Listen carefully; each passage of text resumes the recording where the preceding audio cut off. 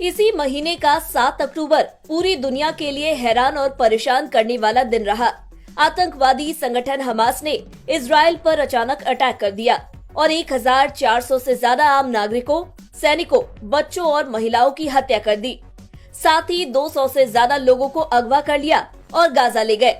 इसके बाद इजराइल ने हवाई हमलों से पूरा गाजा तबाह कर दिया और एक दिन पहले गाजा के एक अस्पताल पर स्ट्राइक हुई और कहा जा रहा है कि इसमें 500 से ज्यादा लोग मारे गए।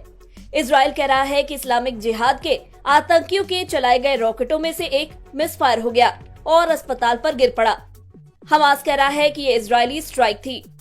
खैर, इस भीषण त्रासदी ने पूरी दुनिया को एक नए और गंभीर मोड़ पर ला खड़ा किया है।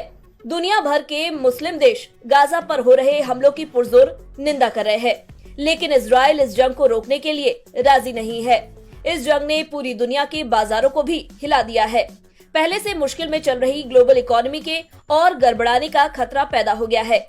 भारत के लिए सबसे बड़ा खतरा इस वक्त कारोबार को लेकर है और इसके साथ ही कच्चे तेल की कीमतों में तेजी भी भारत की बड़ी फिक्र बन गई है। ओपेक देश इजराइल को तेल न बेचने का फैसला करने का मन बना रहे हैं। ईरान के विदेशी मंत्री ने इजराइल पर ऑयल एम्बार्गो लगाने की अपील कर दी है और ऐसे में कच्चा तेल आसमान पर पहुंचने को बेकरार है। 7 अक्टूबर को हमास के हमले के बाद से कच्चा तेल करीब 5% चढ़ चुका है। भारत अपनी जरूरत का 85% तेल इंपोर्ट करता है। ऐसे में तेल के दाम में तेजी सरकारी खजाने पर भारी पड़ सकती है। इसका प्रेशर रुपए पर भी पड़ गया है। गुरुवार को डॉलर के मुकाबले रुपया 83 रुपए 26 पैसे के लेवल पर चल रहा था। दूसरी तरफ कुछ महीने पहले सऊदी अरब और रूस ने जुलाई से सप्लाई में कटौती का ऐलान किया था।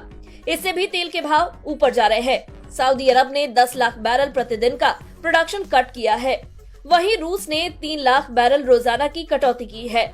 प्रोडक्शन कट और इजराइल हमास जंग के चलते 16 अक्टूबर को कच्चे तेल का भाव उछलकर $91 प्रति बैरल के ऊंचे लेवल पर पहुंच गया। बाजारों पर भी इसका बड़ा असर दिखाई दे रहा है। इजराइल हमास जंग के चलते बुधवार को भारतीय शेयर बाजार करीब 1% लुढ़क गए। दूसरी तरफ बुधवार को अमेरिकी बाजार भी गिरकर बंद हुए। नैस्डैक -1.62% और S&P 500 -1.34% गिरकर बंद हुआ।